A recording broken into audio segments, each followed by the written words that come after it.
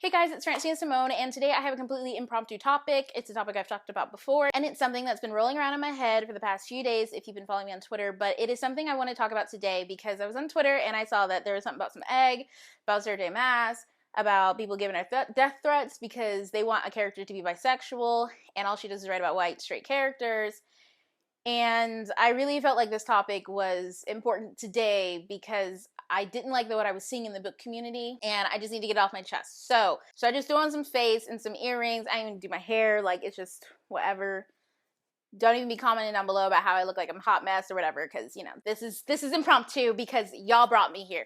Y'all brought me here in this state. I couldn't even purify myself up. I ain't got nothing pink on. Maybe I got some pink lips. But anyways, I'm here right now because we need to have a talk. So, of course, this is again about diversity. I generally hate talking about a topic more than once because I feel like all you're ever doing is talking in a circle.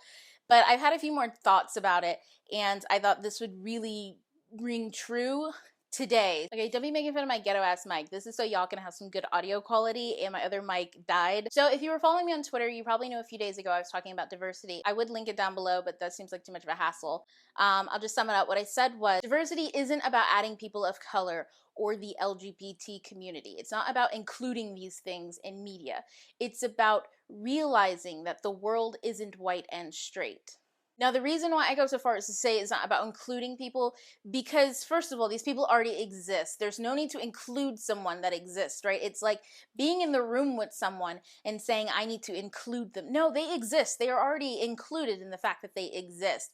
It's about realizing that in our minds and in our world, the world isn't white and it isn't straight. Now, there are a lot of convoluted and complex reasons why the media likes to portray the white and straight are still right to date, line. And most of these complex and complicated reasons are the fault of all of us as a community. And I think that is something that we all have to admit, is that we have all at some point in time played into that. There is always a choice whether we consume media or not.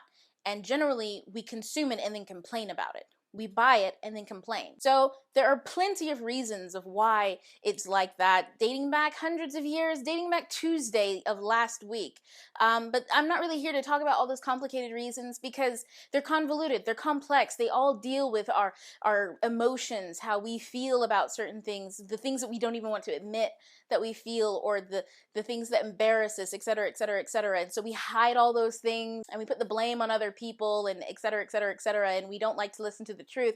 We like things to be black and white instead of morally ambiguous, because morally ambiguous means that the fault lies in more individuals than just one, and oftentimes it is not the conclusion that we wish it to be, just so that we can have a platform to stand on. So because I'm not getting all into that today, because that is just, first of all, I ain't trying to get no hate down in the comment section, and second, I ain't got time for that. So instead, what I want to talk about is some words of wisdom going forward. From this point today, you watching this video on forward, if you are someone who is pro-diversity, if you are someone who is anti-diversity, if you are someone who just wants everybody to be fucking happy and shut the fuck up so you can, get on liking whatever the fuck you like, here's some tips for you. As far as diversity is concerned, authors have no fucking responsibilities to you, me, or anybody fucking else. An author writes a goddamn book, and then they decide to share that book in hopes of getting money so that they can continue to write books for a living. It does not mean that they have any social, moral, or ethical responsibilities to any of us. So if you are someone who thinks that an author is responsible for adding diversity into their work to include people like you, like somebody else, or people like your friends, you're fucking wrong. That's not the case. No one is ever responsible for including someone else. However, I will say that the author does have the responsibility to write quality work. If you're gonna charge somebody for the shit that they're gonna read, it better fucking be worth somebody's money. Especially since a book, you have to read it before you can decide whether it was quality or not, right? Now, quality and integrity, depending on what you write, there's a lot that goes into that. But one thing that I will say is, back to that definition, diversity isn't about including these people, it's about realizing that the world isn't white and straight. Oftentimes writers write from what they know, and not just what they know from around them, but what they want to see, their fantasies, what the story that is created within them. And the stories that are created within us are a mock-up of what we know. If all we know is something that is white and straight, that's a sad life that you live in, because the world is so much bigger than that. Chances are, if that's what your world is and that's what you're building, your books have no culture. If the only culture you can think of is one that is white and straight, if you're writing characters that are in a fantasy world or in some other world where the culture is different, chances are you're having a hard time creating a culture of that world because you don't even know your own. Especially if you are an American writer. Now, if you live in a country that is 99% like homogeneous, like I was in Japan, there are quite a few Japanese people living in Japan. They will straight up call you a foreigner, whether you were born there or not, just because you look different. Because in Japan, to be Japanese is to look Japanese. Whether you were born there, speak it, it's your culture, whatever, people will immediately look at you and be like, oh, you from Brazil, girl? Brazil? And you'd be like, damn, no, I was born here, I speak the language. And they'd be like, oh, you good at speaking this language, can you use a chopstick? And you'd be like, bitch, you racist. And the thing of that is that culturally in Japan, there are so many Japanese people that it's very rare to come across someone who isn't Japanese, unless you were in a big city, in which they are still going to assume that you were there for an economical reason as a foreigner.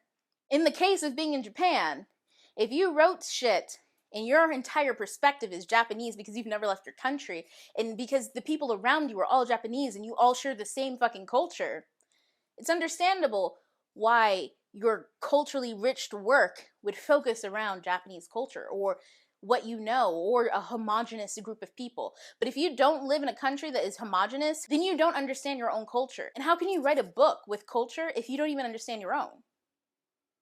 So readers, authors don't owe you fucking shit. Get off that shit. I know that you enjoy shipping. I know that you enjoy reading these stories. I know that you love these stories and you pay good money for these stories. But don't ever forget that nobody owes you anything. And authors, don't fucking forget that you better be delivering quality work. And that means understanding culture. And first you have to understand your culture. And if you're American, your culture isn't white and it isn't straight. It is a lot of fucking things. So if that is your world, it's okay to admit that. It's okay to feel embarrassed. It's okay not to feel embarrassed. It's okay to be like, you know what? I fucking live in this one place where we ain't got no people of color. So I don't know what you're talking about, bitch. It's okay if that is your perspective. Again, you owe nobody anything when you write from your perspective. Writing is about figuring out the world around you. And if that is the world you were trying to figure out, don't apologize for anybody. However, if you're writing a sports like romance and it's set on an NFL team, best believe there are some Negroes on there. Don't even try me here because I've seen football. And if you can't understand the culture of your reality, then either admit that that's just not something you want to be a part of and be okay with the backlash that you get from that, or admit that that is something that you have been perpetuating and you need to stop. You need to understand your culture, why people behave the way that they do because of the culture that you live in, and write from there. If you're writing a fantasy world, understand that the world is filled with people of different colors. People have been a part of the LGBT community since there were people. Like, come on. Like, let's not get it twisted here. People have been LGBT since the beginning of time. It's just, there are just lots of moral implications put into it because of, for whatever fucking religious reasons people have, civilization has developed specific ways in which they want people to live and thrive and do as someone says for whatever fucking reason. There are a lot of complicated, convoluted complexities involved in this, and just realize that those are the things you need to understand and to write from. That nothing is explicitly right or wrong. It just is. And it is your job to understand it and to write it. And reader, it is your job to dissect it and to understand it. Now here's my point number 2. For those of you who are readers, for those of you who are upset because Sarah J. Maas has gotten his 8th book out and she ain't got no people of color, no people who's gay, bisexual, lesbian, transgender, whatever. She ain't got nobody and nothing. It is straight up Whiteville with straight signs everywhere. You can't even take a left turn nowhere. It's just straight. You just drive straight through town. If you're one of these people who finds this upsetting and you're bothered by that, then you have to start putting your money where your mouth is. Don't run your mouth talking about, bitch, I'm gonna kill you because you ain't providing me with this, and such a this with my entertainment. No, you need to stop buying her works if you don't like that. If you don't like that X amount of authors don't do nothing for diversity, or when they do, it's tokenism, you need to stop buying their work. What you need to do is find the shit that pleases you and put your money there. When it's time to talk about books, talk about those books. When it's time to celebrate a book, celebrate those books, celebrate those authors. But when you spend time tearing down what you don't love, and then you spend money on it? Who is the fool in this situation right here? Like, come on. I know a lot of you people have brains. I know you've got feet in your shoes and brains in your head, and you can choose any direction that you choose. Yes, I'm quoting some Dr. Seuss shit because you need to read this book. Oh, the places you will go if only you put your money where your mouth is. If you know that she only writes this, stop supporting her works. If you know that he is a bigot, stop buying his books. Stop talking about his books. Because the more you talk, the more you hype. Now here's another big thing that I want to say to all children, all adults, all old as fuck people of color, of the LGBT community, is speak up for yourself. Now, I am not talking about speaking up on Twitter because you talking about marginalized groups and you saying rah rah diversity. I'm talking about speaking up for yourself in your interest. If your interest is white straight media, then speak up. Have a voice in that so that other people see that you exist. Because again, diversity isn't about adding or including people of color in the LGBT community. It's about realizing that it's not white and straight, but people can't do that if you don't participate. People can't do that if for whatever reason you feel like you don't belong. Boo, include yourself. Because you know what? There are people out there who don't see people of color or the LGBT community, okay? The YouTube thingy here, this thing that we are all on, reaches far and across. It reaches over oceans. It reaches over lines of bigotry. It reaches over into towns where there are no one like us, no one like you, no one like somebody else. Where there is only one particular brand of person, where that brand of person must do this in their life. They must grow old, live long, and die in this town. Meanwhile, they might see one black person drive through, two gay folk, like, once they think because one was wearing a dress and he straight up looked like a dude. And I'm not sure, but my Aunt Sally said that that was queer, and I believed her. Like, you know, this might be somebody's life, and you don't know what it's like to live in their shoes, to not be surrounded in a city where there is diversity. I grew up in Orlando, first of all. That is fucking like the international hub of tourists. And I worked at Universal Studios, so I saw it all. But not everybody gets that experience. Realize that diversity isn't about putting down one group of people so that you can raise yourself up, whatever the fuck you happen to be. Diversity is just about realizing that there are other people in the world that aren't like you. Now, I know a lot of people are sick of the white straight narrative, but that is still a fucking narrative. Just put yourself in the narrative and stop trying to take somebody else out to make room for you. There is room. Just get up and speak up for yourself. Don't just sit there and talk about how marginalized you are. That's just a voice that complains. Talk about the things you love. Be a part of the things that you enjoy. If you like participating about comic books, if you like going to Comic-Cons, go, do you, do that. Don't let other people, and I know this is a true fact for a lot of kids in the black community, don't let other people in your community bring you down because you like something that looks like it's a part of the white straight narrative. Don't let anybody, I don't care if this is your family member, I don't care if this is your best friend, I don't care if these are people who generally mean good things for you. Don't let them tear you down or tell you that what you like isn't okay because it doesn't represent the color of your skin or whatever your sexuality happens to be.